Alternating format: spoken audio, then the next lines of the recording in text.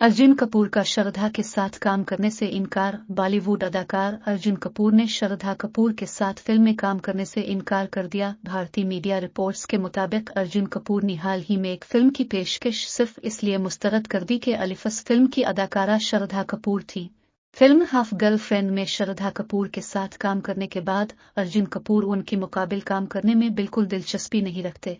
इसकी वजह फिल्म की बुरी तरह नाकामी बताई जा रही है। भारतीय मीडिया के मुताबिक हाफ गर्लफ्रेंड को बॉक्स ऑफिस पर मिलने वाले रिस्पांस से अर्जुन कपूर इस कदर खौफजदा हैं कि अब वो श्रद्धा के साथ फिल्म करने की भूल नहीं करना चाहते। रिपोर्ट के मुताबिक अर्जुन कपूर ने पहले इस फिल्म में दिलचस्पी जाहिर की थी, लेकिन इस वक्त अनाव फिल्म की एक्ट्रेस के बारे कुछ इल्म नहीं था। ताहम उन्होंने जब श्रद्धा का नाम सुना तो फिल्म का स्क्रिप्ट सुने बगैर ही साफ इनकार कर दिया। भारतीय मीडिया का कहना है कि अर्जुन कपूर श्रद्धा के साथ दोबारा आने का खतरा मोल नहीं लेना चाहते, क्योंकि जिस तरह श्रद्धा